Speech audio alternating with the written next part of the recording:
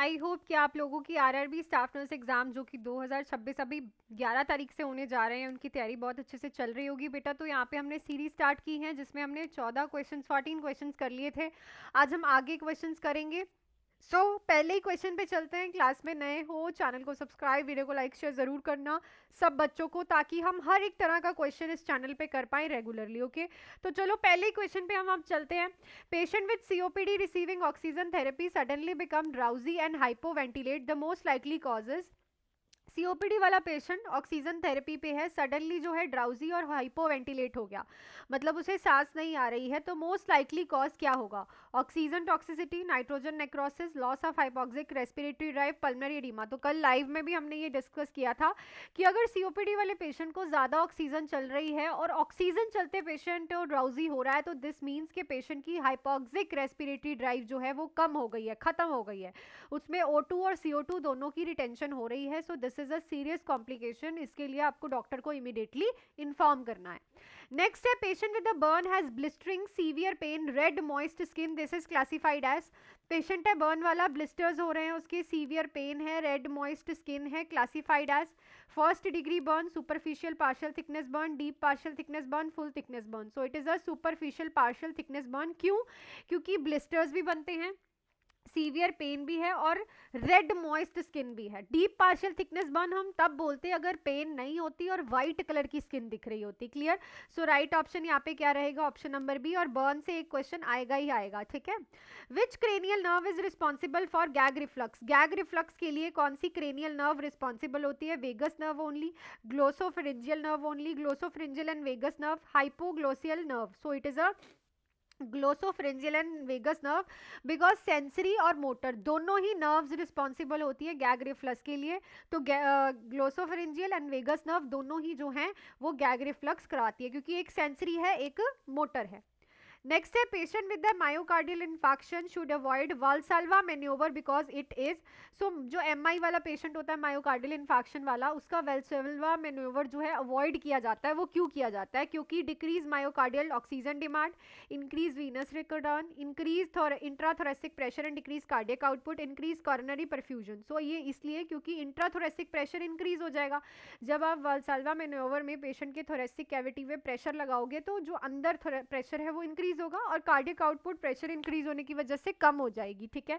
So the main reason कि आपको avoid करवाना है इज दिस, ठीक है। चलो नेक्स्ट है the earliest sign of increase ICP. Earliest sign क्या होगा इंक्रीज आईसीपी का? Projectile vomiting, altered level of consciousness, dilated pupil या फिर Cushing triad. So it is a level of consciousness का ऑल्टर होना is the earliest sign. Late signs होते हैं Cushing triads and dilated pupil. Next है which condition is most commonly associated with moon face and buffalo hump? इनमें से कौन सी condition में moon shape, चांद सा मुखड़ा और बफलो हम्प बनता है? Addison's disease, Cushing syndrome, hyperthyroidism या फिर hypopituitarism. So it is a Cushing syndrome, जिसमें कॉर्टिजोल्स के लेवल क्या हो जाते हैं? बहुत इंक्रीज हो जाते हैं। लॉन्ग टर्म स्ट्रेस है या फिर किसी को कॉर्टिकोस्टीरॉइड्स चल रहे हैं, उनमें ये प्रॉब्लम हमें देखने को मिलती है। नेक्स्ट है in neonatal resuscitation, if heart rate is below 60 after ventilation, the next step is. अगर आप न्यूनेटल रिसस्टिकेशन कर रहे हो, वेंटिलेशन देने के बाद भी बच्चे की हार्ट रेट जो है 60 से कम है, तो आप नेक्स्ट क्या करोगे? Continue ventilation only, start chest compression, give adrenal immediately, intubate. तो हम उसी टाइम ही पेशेंट के चेस्ट कंप्रेशन को स्टार्ट करेंगे। सीपीआर देना आपको पेशेंट को स्टार्ट करना है। तो राइट ऑप्शन यहाँ पे क्या रहेगा? Option number B. Next question है a positive Babinski sign in adult indicate damage to. ये क्वेश्चन तो प्रीवियसली भी आ रखा है कि बेबिंस्की साइन अगर पॉजिटिव है तो किस का डैमेज इंडिकेट करता है अडल्ट्स में? Peripheral nerve, cerebellum, upper motor neurons, lower motor neurons. तो it is a upper motor neurons. तो राइट ऑप्शन क्या रहेगा? ऑप्शन नंबर सी, ठीक है। नेक्स्ट क्वेश्चन पे चलते हैं। उससे पहले बेटा आपके आरआरबी के एग्जाम्स के लिए ओनली 99 में आप टेस्ट सीरीज जो कि सीबीटी बेस्ड रहेंगी और गोल्डन की पॉइंटर्स बाय कर सकते हो। इस नंबर पे कॉल मैसेज करके मुझे आप सिंपली अपना नेम और RRB exam test series and golden key pointers मुझे व्हाट्सएप पे लिख के भेज दो। एंड 99 में आपको टेस्ट सीरीज मिल जाएंगी जिसमें आपको 10 टेस्ट मिलेंगे जो कि सीबीटी बेस्ड होंगे और गोल्डन की पॉइंट्स जो कि आपके सिलेबस की फुल रिवीजन करवाएंगे। ओके चलो नेक्स्ट क्वेश्चन पे चलते हैं। Most common cause of postpartum haemorrhage. Most common cause क्या है पोस्टपार्टम हैमरेज का? Retained placenta, uterine atony, genital tract trauma या फिर कोगुलेशन डिसऑर्डर, तो it is a uterine atony, because after delivery uterus जो है अपनी टोन भूल जाता है, अच्छे से कॉन्ट्रैक्शन नहीं करता है, जिसकी वजह से हमें पोस्टपार्टम हेमरेजेस देखने को मिलते हैं most of the pregnant women's में, जिसको आप PPH भी बोलते हो, पोस्टपार्टम हेमरेज। नेक्स्ट है इन ईसीजी, जो ईसीजी है पीआर इंटरवल रिप्रेजेंट क्या करता है। सो जो पीआर इंटरवल होता है, पी से लेके QRS जो है ना, आर तक इंटरवल, वो क्या रिप्रेजेंट करता है, ventricular depolarisation, atrial depolarisation, time from impulses SA node to AV node, SA node से AV नोड पे इम्पल्स चल के आ रही है, वेंट्रिकुलर रिपोलराइजेशन। सो ये टाइम बताता है कि जब इम्पल्स SA नोड से AV नोड पे चल के आती है, उसको हम क्या बोलते हैं, पीआर इंटरवल।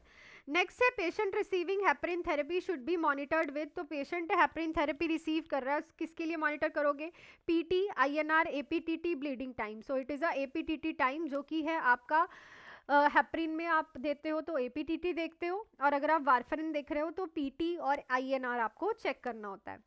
नेक्स्ट है इन community health nursing the most important indicator of health status of a community. Community health nursing में सबसे इंपॉर्टेंट इंडिकेटर क्या रहेगा कम्युनिटी का हेल्थ स्टेटस देखने के लिए, birth rate, infant mortality rate, literacy rate, morbidity. So it is a infant mortality rate, बच्चे का डेथ रेट क्या है, ये सबसे ज़्यादा आपको बताता है कि कम्युनिटी का हेल्थ स्टेटस कैसा है। अगर कम्युनिटी का हेल्थ स्टेटस अच्छा होगा तो इन्फेंट डेथ रेट कम होगा, अगर गंदा होगा कम्युनिटी का, प्रॉपर नहीं होगा, क्लियर नहीं होगा, so that is a increase होगा IMR। नेक्स्ट है which vitamin deficiency cause night blindness, कौन सी vitamin deficiency night blindness cause करती है, vitamin B1, B, vitamin A, vitamin C, vitamin D। So it is a vitamin A, जो कि vitamin A जो है नाइट ब्लाइंडनेस की डेफिशिएंसी कॉज करती है। नेक्स्ट है the antidote of opioid overdose, opioid का ओवरडोज का एंटीडोट फ्लूमेजिलिन, नलेक्सोन, एट्रोपिन या फिर प्रोटामिन। सो नलेक्सोन जो है ओपॉइड के एंटीडोट्स होते हैं, एंटीडोट सारे करके जाना क्योंकि RRB 1 या 2 एंटीडोट से क्वेश्चन डायरेक्ट डालता ही डालता है। नेक्स्ट है a nurse accidentally administer a wrong drug but the patient shows no harm, this situation is called as. तो रॉन्ग ड्रग लगा दी है पेशेंट को उसने, इवन की पेशेंट को कोई हार्म नहीं हुआ है, तो इसको हम क्या बोलेंगे, sentinel event, medical negligence, never miss event या फिर माल प्रैक्टिस। तो इस क्वेश्चन का आंसर आप लोग मुझे कमेंट सेक्शन में लिख के बताओ। और जो हमने लास्ट टाइम क्वेश्चन पूछा था आपसे वो ये था कि under national immunisation schedule MR vaccine कब दी जाती है। सो राइट ऑप्शन यहाँ पे हमारे पास क्या रहेगा, obviously that is a 9 month. तो आई थिंक सारे क्वेश्चंस आप लोगों को आज भी क्लियर हो गए होंगे, इससे लेवल अप क्वेश्चंस हम करेंगे कल। टिल देन आप test series and golden key pointers इस नंबर पे मैसेज करके आज ही बाय कर सकते हो इन 99। सो मिलती हूँ आपको कल नए क्वेश्चंस के साथ जो कि इससे लेवल अप होने वाले हैं। टिल देन चैनल पे बने रहो, do hard work, make your parents proud and all the best.